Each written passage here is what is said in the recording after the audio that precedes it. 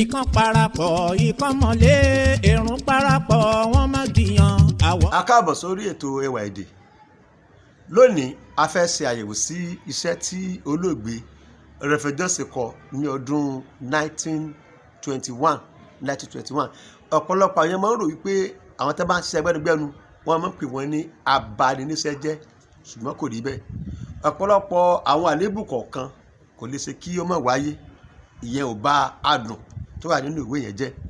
Ní ojú ìwé keje, The History of the Yorubas, Johnson ní Ọ̀kànbí, the eldest son of Odùduwà, the eldest son of Odùduwà, tó túmọ̀ sí wípé ọmọ tí Odùduwà bí ó pọ̀, tó sì tún sọ nínú ìwé yìí pé Odùduwà bí Ọ̀kànbí bímọ méje.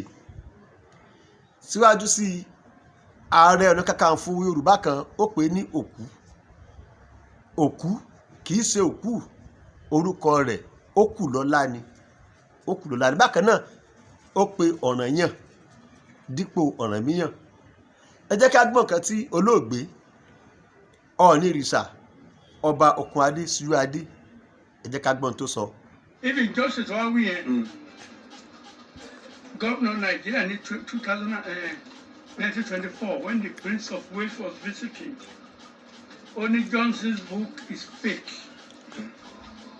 Only Johnson was an Oyo man who wrote a book to boost the ego of Oyo people and archives.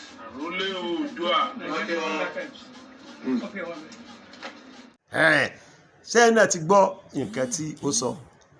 Tó bá tún dé ní ọjọ́ mẹ́jọ, a ó tún mú àkọ́tún ètò míì wá lórí ìwé Reverend Johnson. Èmi ni tí ń tòótọ́ Ààrẹ SB Bákàrè Agbásàníyì fún gbogbo ìlú Ìṣẹ́yìn. Ó dìgbà.